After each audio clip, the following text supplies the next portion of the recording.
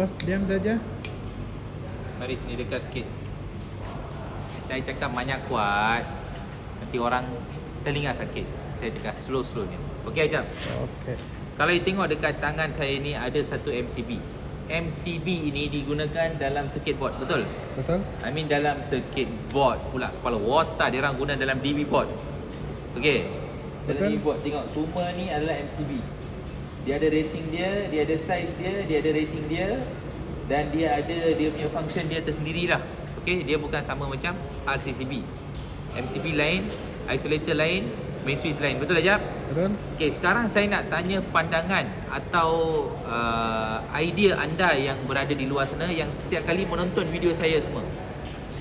Apakah additional feature yang kita boleh masukkan dalam MCB ni? Additional, kalau let's say kalau kita nak buat satu inovasi baru, apa yang anda rasa kita boleh masuk dalam MCB ni supaya ia akan memberikan lebih protection, boleh memberikan lebih manfaat, boleh memberikan lebih keselamatan yang lebih kepada pengguna.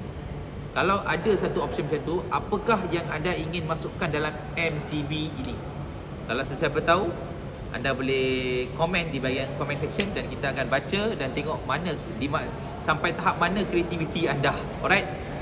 Sebab kita nak alu-alukan anda pun bagi kongsi pendapat dan idea anda. Alright? Okay, itu saja guys. Bos, cermin baru bos. Apa cermin? Cermin baru bos. Zoom cermin dulu Acap. Ada wiper lagi. You tengok ini cermin special punya, special edition. Nampak? Dia ada macam Mercedes punya wiper. Pernah nampak?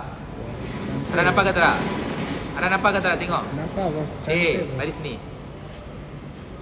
Satu dunia lu pergi mana-mana pun lu tak boleh cari ni cermin. Betul Acap? Betul. Tu mat goreng kepala otak spin dia pun tak ada ni cermin punya. Betul tak? Betul. Ini semua mau kepala otak mau fikir. Kalau tak ada otak tak boleh fikir punya. Okey, cukup-cukupkan nanti ada orang panas. Betul juga.